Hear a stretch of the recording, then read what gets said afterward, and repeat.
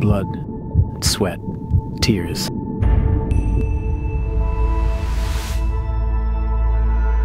How far are you willing to walk? Are you ready for the distance? Will you go the extra mile? Will you lay it all down for the one who gave you his all? And consider the cost of the cross.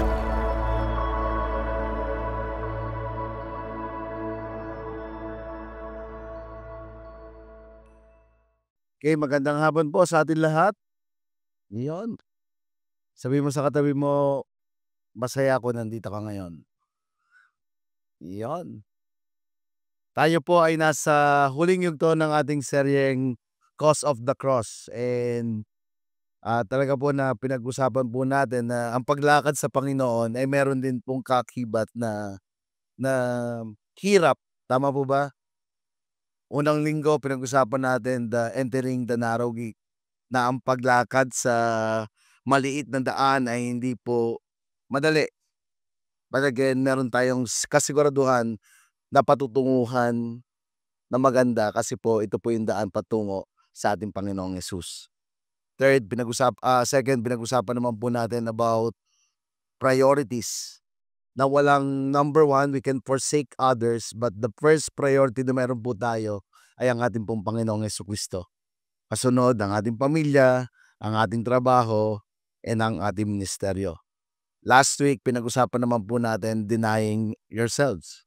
Na willing tayo na i-forsake yung ating sariling will, lalo na kung ito po ay layunin ng Panginoong Diyos. Ngayon naman po, pag-usapan po natin ay napakaganda.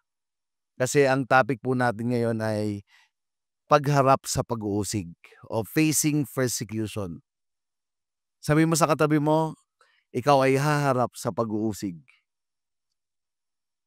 Na-encourage mo ba tayo doon? Yan.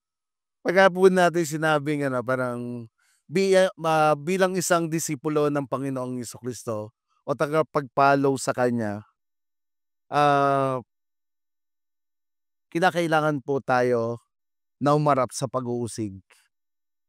Sabi nga po, kahit ilid tayo nito sa kamatayan. At dito po natin malalaman yung separation kung sino yung tunay na servant ni God sa mundo o sa sanlibutan. Parang ganon. So, sino po dito marunong kayong mag-separate? Pagka naglalaba kayo, di ba, sineseparate mo yung puti sa tricolor. Hindi mo pwedeng pagsamahin yon.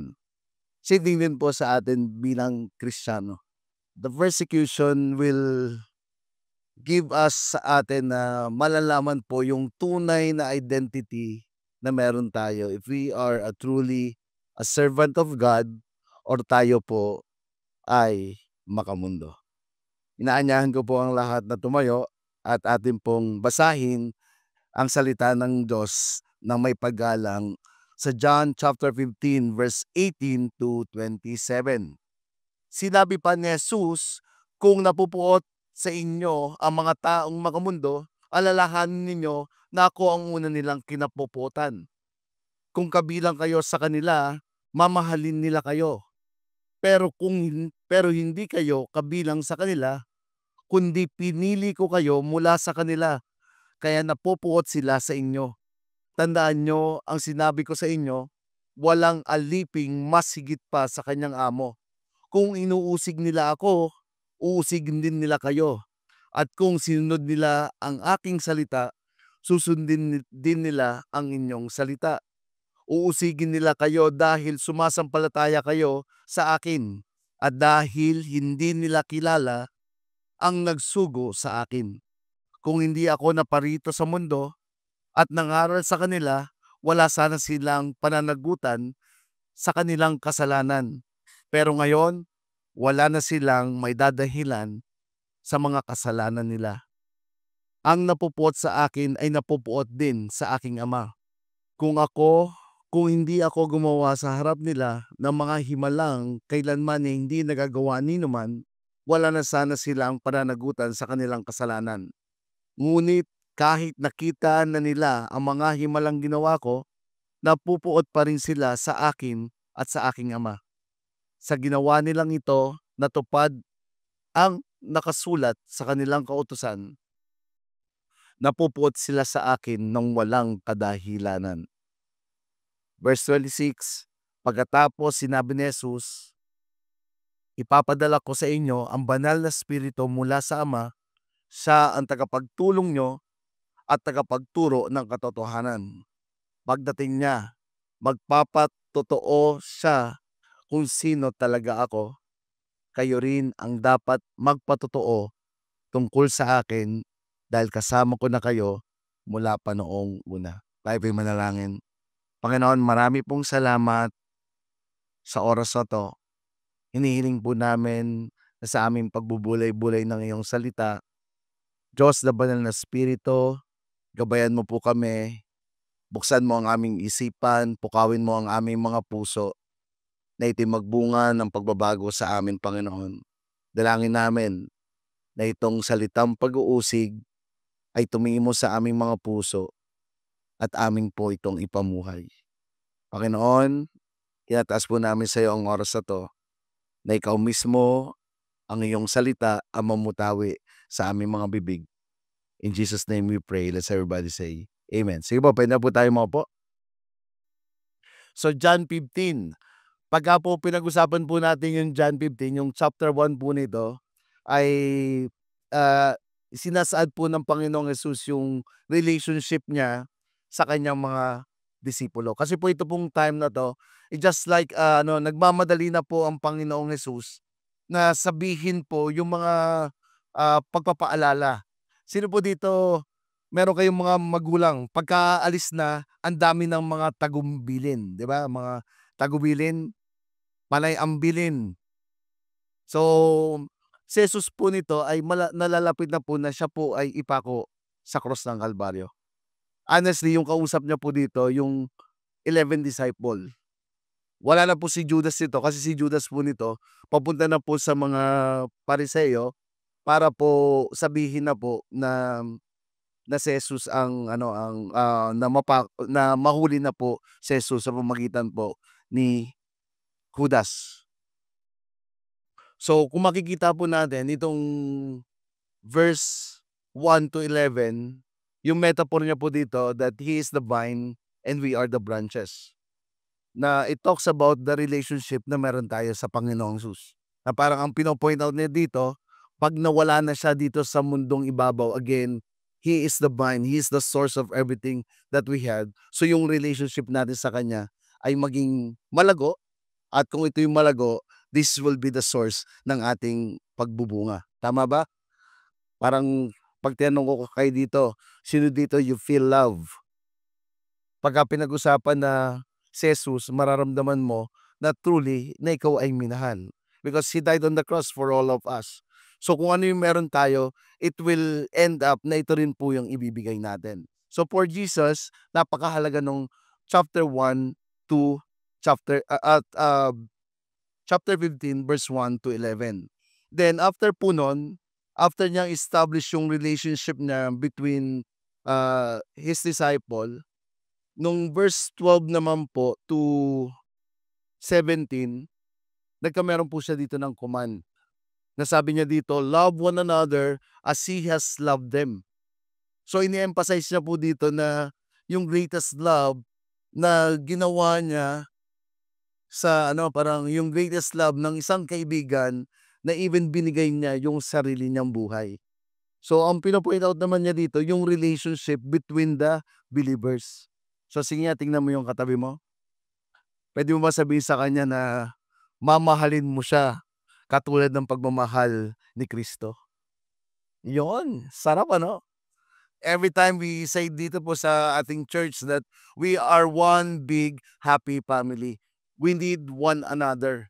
And dito po, it talks about when we say about victory group, when we say about discipleship, hindi po ito parang programa lang po ng simbahan. But it is a biblical po na yung pagsishare po ng buhay sa bawat isa ay tunay na meron pong pagmamahal, at yung pagmamahal pong yon ay pagmamahal po na katulad ng pagmamahal ni Kristo na ginawa sa atin. And ang pamantayan daw po na mahalin mo yung katabi mo or love one another, ay ang pamantayan po yung pagmamahal ni Kristo. And no one, pagka yun ang pinag-usapan, wala na po tayong magagawa. Tignan mo nga uli yung katabi mo, kamahal-mahal ba yan? Yung pastor nyo, pagka tinignan nyo pala, wala na tayong magagawa. It's a command of God. Yes, dito po sa simbahan, we're not perfect. Sino pong perfecto dito? So, after Jesus established ni Jesus yung magandang relasyon sa kanya that it will bring fruit. Yung magandang relasyon sa disciple. Ngayon naman po, inano na rin naman po niya dito yung relasyon naman po natin to unbeliever. Na we will face persecution. Sa labas ay natural na tayo dadanas ng pag-uusig. And persecution happen when someone may hatred or may pagkakaiba. Sabi nga, a campaign designed to harm someone because a cultural and sexual, religious, or racial difference. So yung persecution po, ito yung campaign to design na manakit, manira because of differences. And in verse 18, sabi po dito, sinabi pa ni Jesus, kung napupuot sa inyo ang mga taong makamundo, alalahanin ninyo ako ang una nilang kinapuputan. Verse 19, kung kabilang kayo sa kanila, mamahalin nila kayo. Pero hindi kayo kabilang sa kanila, kundi pinili ko kayo mula sa kanila, kaya napupuot sila sa inyo. Point number 1 natin, assurance of persecution. May kasiguraduhan po na ang lahat ay dadaan sa pag-uusig. Nung time po na sinuko natin ang ating mga buhay sa ginawa ng Panginoong Hesus sa cross ng Kalbaryo at tinanggap natin siya bilang Panginoon at tagapagligtas ng ating buhay, nalathala na po sa langit ang ating pangalan. That there's assurance that the salvation is free because of what Christ did. Tama? And in the same time, sabi po dito, kung napupuot sa inyo ang mga taong makamundo, alalahanin ninyo na unang nilang akong kinapuotan. Bakit napupuot ang mundo sa sangkatauhan? O bakit napupuot ang mundo sa mga mananampalataya? Unang-una, because sa pagkakaiba. Mapupuot ang mundo sa mananampalataya dahil malaki po ang pagkakaiba natin. Parang si Jonas Herway, parang gano'n. Siya po daw yung naka-imbento ng payong. Yan. Nung una lang po niyang ini-introduce yung payong at nagbukas daw po siya ng payong, parang binabato siya ng mga bato, ng mga dumi ng hayop and mga lupa.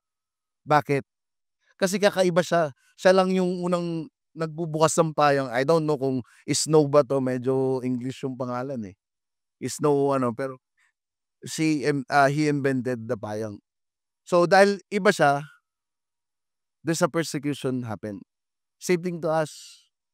Dahil iba na tayo, iba na yung pananampalataya natin at ang mundo ay galit sa Panginoong Hesus, there's also a persecution that happens sa atin. Pero sabi dito, encouragement, siya mismo ang unang inuusig ng sangkatauhan. Verse 19, kung kabilang kayo sa kanila, mamahalin nila kayo.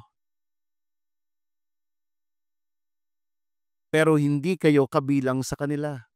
So sabi dito, if we are a Christian, if we are a servant of the Lord,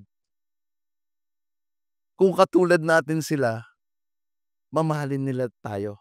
Tama ba?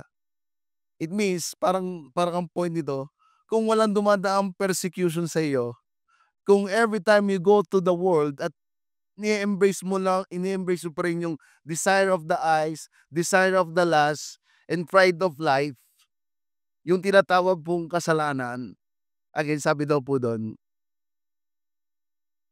kung kabilang kayo sa kanila, mamahalin nila kayo. Ibig sabihin, if we walk sa labas po at same pa rin po yung nangyayari, sabi po doon, mamahalin pa rin tayo ng mundo. Parang sinasabi mo, Sunday, nandito ka, we are ready to follow you, Jesus. We want to commit ourselves to you. No turning back. Pero pagka nandiyan na yung kasalanan, nalimutan mo na Kristiyano ka.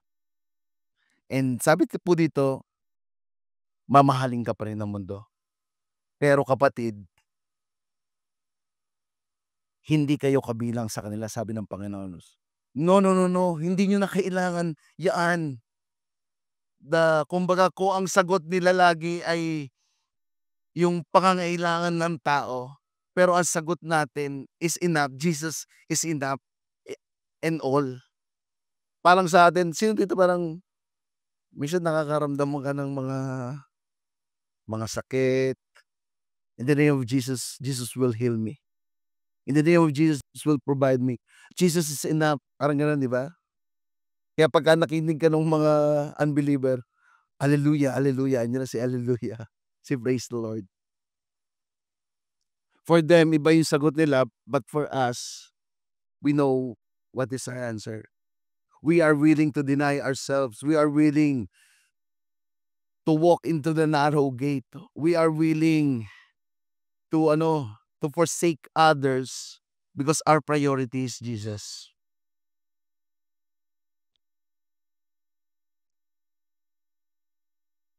Pero hindi kayo kabilang sa kanila, kundi pinili ko kayo mula sa kanila.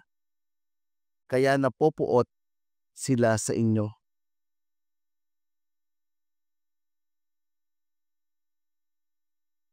They hate. Kumbaga, binibigyan tayo ng assurance ng Panginoon dito that if we are a followers of Him, we will face opposition, we will face hatred of the world, na hindi na po ito bago, but ito po talaga yung mangyayari. Persecution is an encouragement to all of us and reminder that our suffering is natural consequences of our relationship with Jesus and separation from the world. So again, tanungin ko po ulit kayo, sino po dito dumadaan kayo sa persecution? May mga bagay na pag dumating ka sa place, parang iba ka sa kanila. Parang example ko kanina, ako po marami po akong kaibigan. And gustong-gusto po lagi ako ng mga kaibigan ko, minsan pagka yung nagbi-video call, ina-add po talaga nila ako. Minsan may message pa ako, tinatawagan pa ako dun sa cellphone number ko para maka-join ako. So, tapos one time, pagka mga chika-chika yung namin, yung sa batch namin, talagang kwentuhan kami. Pagka minsan, madaling araw pa kami, tatawag, pastor, pag-prayer mo naman, may magandang nangyari sa amin, ganyan-ganyan. So, yung magkakaibigan po kami. Pero one time, nahuli ko sila. Meron po silang group chat at may plano sila na pumunta sa isang isla na sila po magkakasama. Pero never po nilang sinabi sa akin. Na-hit po ako doon. Alam niyo kung bakit? Kasi plano nila, mga boys going there, then may plano po silang iba. And for me, sabi ko, bakit? Ba't hindi niyo ako sinama? Ba't hindi ako kasama? Parang gano'n. Eh, papaano? May mga hidden agenda.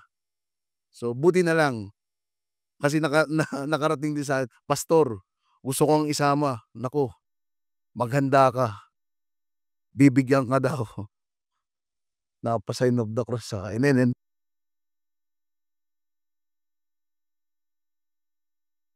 why? Because they know that you are not in the world. What do I mean pagka gano'n? Honestly, sino dito pagka yung mga joke lang po yun, sorry po,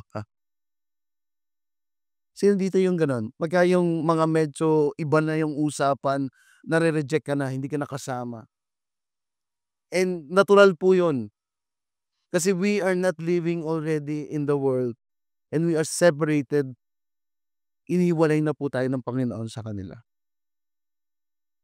Dati po tayong kasama nila sa mundo, ngayon kinuha niya tayo. Sino dito na-encourage kayo do'n na pinili tayo ng Panginoong Diyos? Minsan pagka yung para bagang, nasa mundo tayo parang, "Lord, ba't ako lang ang Kristiyano dito?" Nasabi mo na ba yun? "Lord, bakit ginawa ko naman yung best ko?" Kumbaga parang, sa trabaho, ginagawa mo yung tama, kaya mo ginagawa yung tama kasi alam mo ito yung dapat na ipinamumuhay ng isang Kristiyano. Pero yung mga katrabaho mo sasabihin sa'yo, "Ang sipsip mo naman, bakit ikaw pabiba ka, ba't mo ginagawa yan, ba't mo ginagawa yan?" But for us, we know that yes, meron tayong boss pero ang boss pa rin natin ay ang Panginoong Hesus. Sa mga estudyante, nagagalit sa inyo yung mga kaklase niyo kasi hindi kayo nagpapagaya. Palakpakan naman natin yung mga estudyante na ganyan, yun 'no, 'di ba? Pero sa iba, at KJ naman 'to hindi nagpapagaya. Basta yung pumalakpak po, ang palakpakan po natin yung hindi talaga nagpapagaya, pero nanggagaya, hindi buwena. Hindi, joke lang po yun. There's a because we are different sa mundo, because we have a conviction to our Jesus, sinasaad po dito dadaan po tayo sa persecution. But the persecution, pag-uusig, trials na meron po tayo is a encouragement to us na malaman po natin na tayo ay iba sa mundo. Persecution is an encouragement to all of us, reminder that our suffering is natural consequences of our relationship with Jesus and separation from the world. Verse 20, tandaan nyo ang sinasabi ko sa inyo, walang alipin ang mas higit sa kanyang amo. Kung inuusig nila ako, uusigin din nila kayo. Wow! Sabi po dito, sinong master po natin? Ayan, yung ano natin, lordship, yung lordship natin. Sino yung master ng life natin? Sige nga po. Again, when we accept Christ as Lord and Savior natin, yes, we are saved, but again, kadukson po doon that He is also our Lord. Means, siya po yung master natin, siya po yung ruler natin, and we are going to follow Him 100%. But yes, we follow Him not because we want to follow Him, but we follow Him because we love to follow Him. And sabi daw po dito, if He is our master, kung siya po ay dumaan sa pag-uusig, tayo din daw po bilang kanyang servant ay dadaan sa pag-uusig. Katulad din ng pag-uusig na kanyang pinagdaanan. And what happened to Him on the cross? He died on the cross because of this persecution. Si Esteban, namatay po siya sa pagbato sa kanya. Alam niyo po kung sinong nagbato sa kanya? Sinong nag-utos nun? Si Paul na dating si Saul ay siya rin po yung isa sa nag-utos po na kasi si Paul po bago maging Paul po siya po ay persecutor. And si Esteban po ay binato po, namatay po sa pagbato. And just like a persecution na nangyari po noon. But you know what? Habang po siya nasa persecution, habang siya po'y binabato, ano po yung silambit niya do'n? Panginoon, patawarin mo po sila. Hindi po nila alam ang kanilang ginagawa. And Apostle Paul, for me, Apostle Paul is the answer sa prayer po ni Esteban during the persecution. The same to us. Napahiya ka na ba? Ako, many times, na-persecute ako because nalaman nila na hindi na ako yung dati kong relihiyon. Sa trabaho, tanda ko po no'n nag-apply ako sa isang hospital po na okay na daw ako, tanggap na daw po ako. Naiwan ko po yung isa kong bag, tapos yung bag ko meron maliit akong Bible do'n. Sagot nila sa akin, "Ba't may Bible ka?" Ay natural, Kristiyano ako, may Bible ako. So ngayon nagtanong sila, "So, saan ka na-attend? Nasimba ka ba?" "Opo, nasimba po ako every Sunday." Sabi kong gano'n. "Saan?" "Sa Pacific." Sa Pacific? Parang gano'n. Tapos they found out na born again na ako. Pero nung nakita nila parang pinababalik nila ako. Sabi, "O sige puwede ka naman bumalik, eh, ba't nag-stay ka pa diyan?" Sabi ko, "Nabago ako." "O puwede ka naman mabago din naman dito." Parang gano'n. But end up, hindi po nila ako tinanggap do'n kasi nga I'm not belong sa kanila. I don't know, many of us siguro 'pag sarili niyong istorya, may kanya-kanya po tayong istorya that na-persecute na po tayo because of our religion. Again, sabi po dito, tandaan ninyo, sinasabi ko sa inyo, walang alipin na mas higit sa kanyang amo. Kung iniuusig nila ako, uusigin din nila kayo, at kung sinunod nila ang aking salita, susundin din nila ang iyong salita. We will be hated if we are like Jesus. Sa mundo po, tayo po ay tatalikuran ng tao if we live a life like Jesus. Those who truly follow Jesus will also follow the teaching and command of his disciple. Likewise, those who reject Jesus will also reject his followers. So sinasaad po dito, yung mundo po, pagka po a little sprinkling of being Jesus, hindi po yung makakaapekto sa relasyon natin sa mundo. Pero if you fully obedient, fully that Jesus is your master, the world will reject us. Kung si Jesus po yung itinataas natin sa ating buhay, yung buong paligid po natin will be disturbed. As his follower, we can expect to face the same treatment.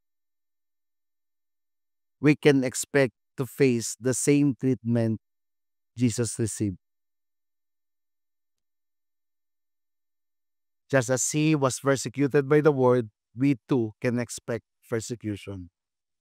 So for us, the encouragement as a believer, we are going to face a persecution. But kung hindi daw po tayo nakakaranas ng persecution, magtanong din po tayo, baka tayo po ay kasama na din po ng mundo. Verse 21 to 25, usigin nila kayo dahil sumasampalataya kayo sa akin at dahil hindi nila kilala ang nagsugo sa akin. kung hindi ako naparito sa mundo at nangaral sa kanila, wala sana silang pananagutan sa kanilang kasalanan. Pero ngayon, wala na silang maidadahilan sa mga kasalanan nila. Verse 24, kung hindi ako gumawa sa harap nila ng mga himalang kailanman ay hindi nagawa nino man, wala sana silang pananagutan sa kanilang kasalanan. Ngunit kahit nakita na nila ang mga himalang ginawa ko, napupuot pa rin sila sa aking Ama. Sa ginawa nilang ito, natupad ang nakasulat sa kanilang kautusan, napupuot sila sa akin ng walang dahilan. Persecution in the name of Christ is part of living out His truth and serve as a reminder that we are sharing His mission. Yung persecution po sa magitan ng pangalan ng Panginoong Jesucristo ay parte na po ng pamumuhay natin yan, especially if we living His truth. If we live what written in the Bible, the persecution po ay nandyan. And when we live in His mission, the persecution po ay nandyan.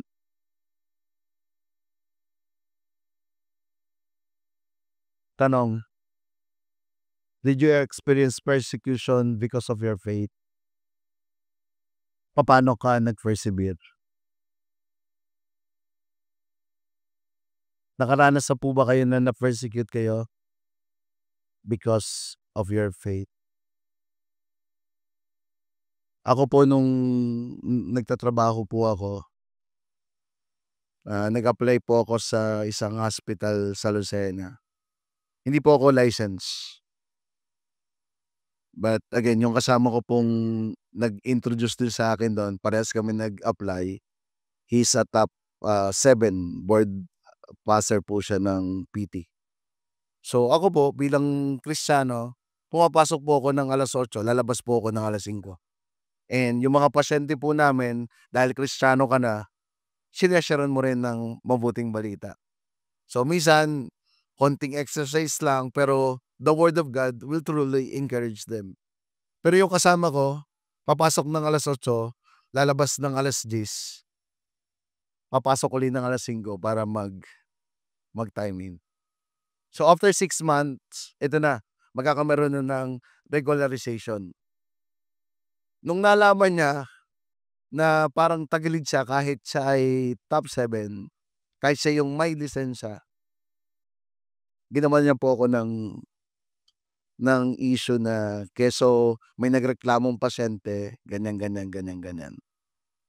But for me bilang Kristiyano, I know yung stand ko. Tama yung ginawa ko at tama din yung ginagawa ko for the sake of Christ. There's no respond. In the end po, after 1 month, ako po yung na-regular.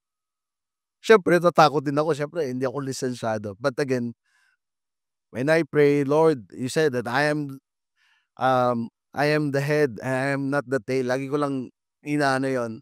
Then, after nun, pinadalan ako na parang bagong graduate, license from Manila na ano. Ang galing po, ang talino. So, sa madalit sabi po, yung sale namin from 5 patient, nag-end up kami ng 25 patient. So, kailangan na uli namin mag-hire. Nadagdagan na naman po ng 2 staff. Ay, yung 2 staff, kabatch ko po nung college. Tapos lagi niyang tanong sa akin, ba't ba ikaw ang head dito? Hindi ka naman board passer. Aba, ilang beses ka nag-take? 2. Oh, ikaw nga 2 beses nag-take. Ako hindi pa nagte-take. So what do I mean? Again, in our persecution, sinong backup po natin? It's God who is our backup. Hindi nakikita ng tao. Hindi po nakikita ng tao yung pinagdadaanan natin.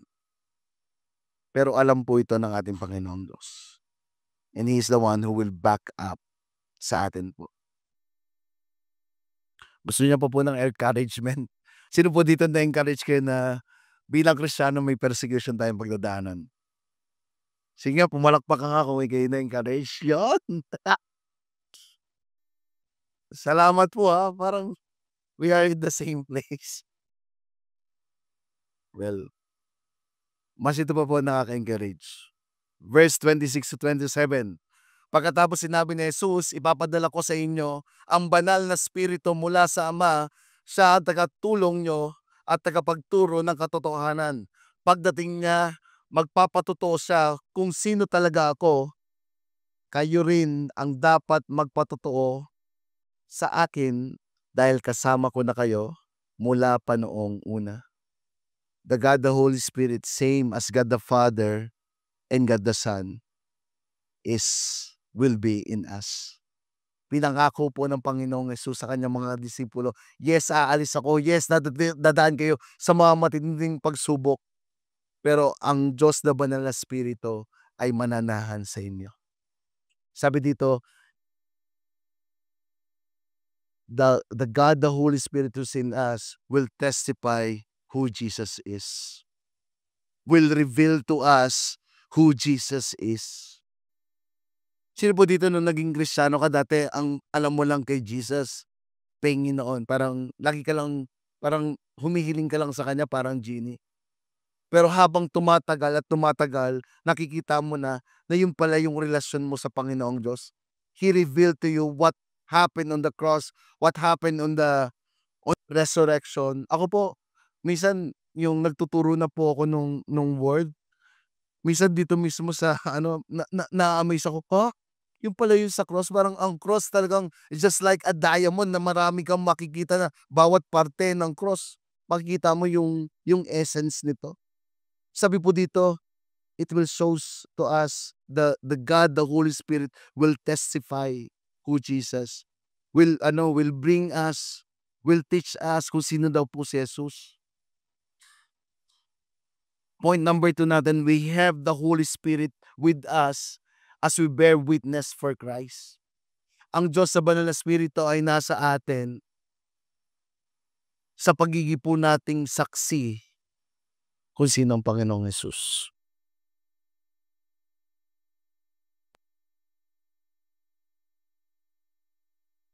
Sino po dito, nung tinanggap mo si Jesus, masayang-masaya ka? Sarap, parang ngayon, pinapasalamatan mo pa rin ba yung nag-share sa iyo? Tanda mo ba? Yan. Salamat sa yun. Sino naman dito, nakapag-share ka na na-share mo na yung best ever good news na na-receive mo? Yun. So tanong, na-challenge mo na ba yung sarili mo na i-share si Jesus sa taong mukhang hindi tatanggap kay Jesus? Di ba? Sa tatay mo, yun. Or us, maybe some of us, ako po, every time na minamassage ko yung tatay ko, humahanap po ako ng punto na una-una, magkameron kami ng time moment. Minsan hinihilot-hilot ko siya. Pero one time yung tatay ko, ang lakas nung tibok ng puso ko na parang, sharean mo na ng gospel, sharean mo na ng gospel. Lord, tay, pwede bang pag-prayan kita, tatay? Madali po mag-share kung mas bata sa'yo. Madali po mag-share kung under sa iyo. Pero pagka boss mo na, tapos God the Holy Spirit tell you na, i-sharean mo na ng gospel. O yung taong nakatabi mo lang sa upuan at kita mo malapit nang mamatay, parang kailangan tumatanggap na si Jesus. One time, nasa kami, kumbaga, there's a lot of experience na parang ayaw mong i-share si Jesus. Meron ba dito? Ako lang ba? Buti pa kayo, laging bold kayo. Hindi, honestly, sino dito minsan nahihirapan ka i-share si Jesus? Lahat tayo, di ba? Yan. May naman, nasa tamang place tayo. You know what? But the God, the Holy Spirit, will teach us to testify who Jesus is. Something that we cannot resist. Tama ba? Ayun, yung ba't ko nabanggit yun, one time yung buhay pa po si Bishop Freddy Cabilig. Tapos meron po yung ano, yung Run 50 niya. So tatakbuhin yung buong Pilipinas. Nung dumaan po sa Quezon, kami po yung nag-crew. Tapos nung kami na yung nag-crew, eksaktong ano kami, papunta na po kami sa Lipa. Meron kaming nakitang sasakyan, eksaktong nagja-jogging si Bishop Freddy. Pastor pa siya nun, hindi pa bishop. Merong tumama na ano, na bumangga dun sa poste. So nung bumangga sa poste tapos akala namin diretso kami, siyempre Run 50 ano. Pero anong ginawa ni Pastor Freddy Cabiling, "Oh, ano yun?" Sabi ko, Bishop may nabangga po dun." Sabi ni Bishop dun sa lahat ng mga pastor, yung pastor ng Alabang, lahat ang dami. Let's go, come on." English boy, hindi ko na lang tatagalogin ko na lang. Ayan. Tapos after po doon ay crucial po yung ano, kasi yung dito po nung isa, labas po yung ano, yung skull, parang nakagano'n. Akala ko nga naka-wig lang. Baya tapos yung mga barangay tanod, hindi po sila marunong yung simpleng ano ba, yung sa first aid. So ako parang, "O sige, sige ako po, oh, 1, 2, 3, copy, 1, 2, 3, up." 'Di nailagay na namin. So ako, duguan na po ako dito, nailagay na dun sa ano, sabi ni ano, parang ready na uli akong tumakbo. Naghahanap na lang ako gayon. Sabi ni ano, "Pastor puwede, okey na po, paalis na po sila." "No, no, no, take charge, run, take charge." So, nandun na po kami sa Sin Cabrini, yung ano po sabi nung isa, tapos yung isa naman po, sabi, "Aray, aray, sakit ng ganito." Eh, ako po yung naandun, ayan na naman po, "Sharean mo na ng gospel." Babae, "Dito na ako, malapit na 'to, eh." Sabi niya. So again, end up, they receive Jesus as Lord and Savior. Hindi ko po alam kung anong sasabihin ko, pero in the end, they will accept Jesus. "Tinatanggap niyo po ba si Jesus bilang Panginoon tagapagligtas sa iyong buhay?" Tapos nakagano'n-gano'n pa yung ano. Same thing to you guys, same thing to us. God the Holy Spirit is in us, will give us the power also to testify who Jesus is. Sabi niya dito, hindi tayo nag-iisa. Give us encouragement that the Holy Spirit is always with us, helping us testify to His truth, providing strength, wisdom, and courage to proclaim the gospel. He provide us strength, wisdom. Alam mo yung wisdom, minsan bibigyan ka niya talaga ng word para makakonect ka at may share mo yung gospel. Minsan nga po, teaching lang or minsan na-invite ka lang mag-pray, mamaya bibigyan ka na ng word na parang yung minsan nga kinakanta ko yung sa ano, yung sa funeral kinakanta ko yung, "Kordero ng Diyos na nag-aalis." Kasi po yung mga audience mga manang.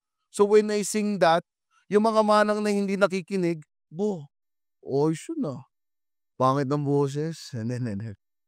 Pero after po nun, after I sing the song, then iko-connect ko sa John 3:16, end up sharing the gospel. You know what, 'wag po kayong mag-alala, again sabi po dito, yes, there's a persecution, but even in there's a persecution, the God, the Holy Spirit is in us, will teach us and will testify us, tuturuan tayong i-testify kung sino po si Jesus. With the Spirit, the presence and guidance, we are equipped and empowered to boldly share Christ's message with the world. As we end, can we all stand up? Persecution is a strong evidence of the authenticity of our Christianity.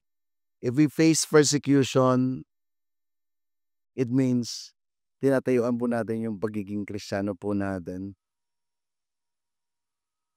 John 16 verse 1 to 4. Sabi po dito sa salita niya, in verse 2, Hindi na kayo tatanggapin ng mga kapwa nyo Hudyo sa mga sambahan nila. Sa katunayan, darating ang panahon na ang sino man papatay sa inyo ay mag-aakalang naglilingkod siya sa Diyos. Gagawin nila ang mga bagay na ito hindi dahil nila kilala ang Ama o ako. Pero sinasabi ko sa inyo, ang mga ito para sa pagdating na pag-uusig. Maalala ninyo na sinabi ko na ito sa inyo. Jesus encouraged his disciple na sila po ay dadaan sa persecution. But even in their persecution, sinasatin po dito na hindi po madali yung persecution na yon. Sabi dito, may mga nag-aakala na naglilingkod sila sa Diyos nila. At habang pinapatay nila yung mga nananampalataya, akala nila ay na-honor nila yung Diyos nila. For us, we will be rejected maybe in our society, mga friends po natin, or maybe it is a physical death po talaga. Remember the Muslim, if they believe that you are a Christian mission, meron pong mga palitan na pumapatay sila at pag pinatay po nila, for them, akala nila it's honoring to God. But for us as a Christian, there's assurance.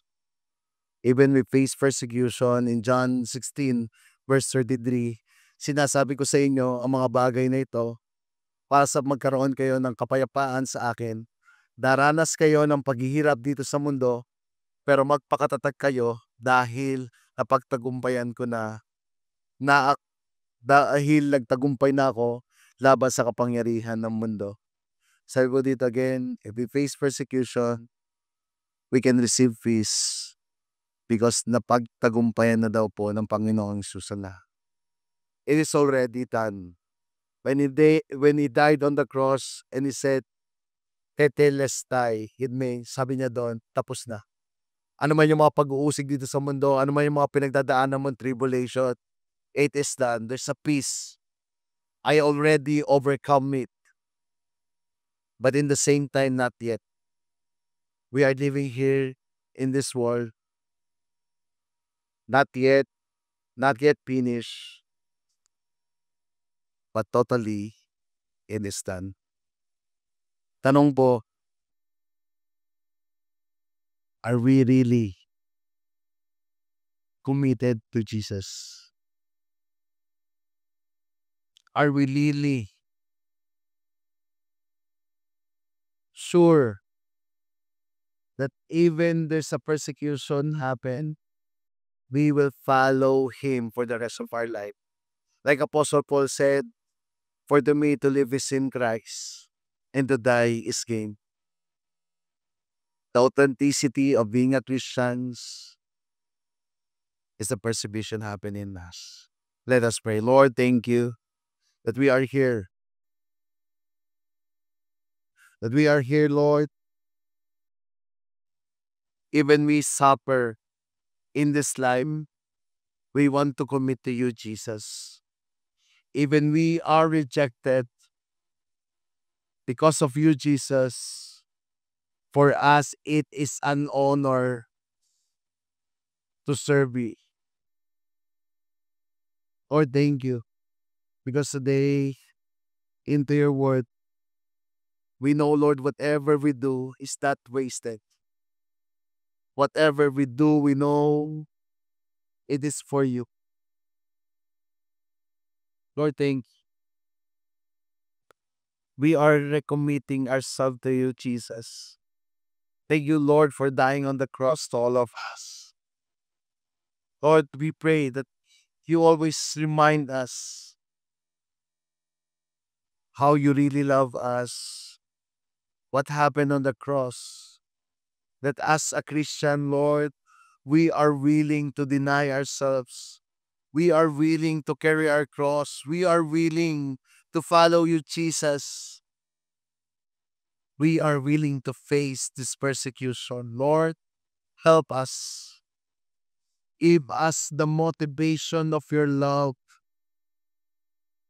But one thing we know, God, how we can add up persecution, it is because of your love. Love that will move us to pray for the people. Love that will move us to have compassion for the lost. Love that move us to give our life to you. Again, Jesus, we want to give you all. We want to surrender it to you, Lord. We want to follow you for the rest of our life.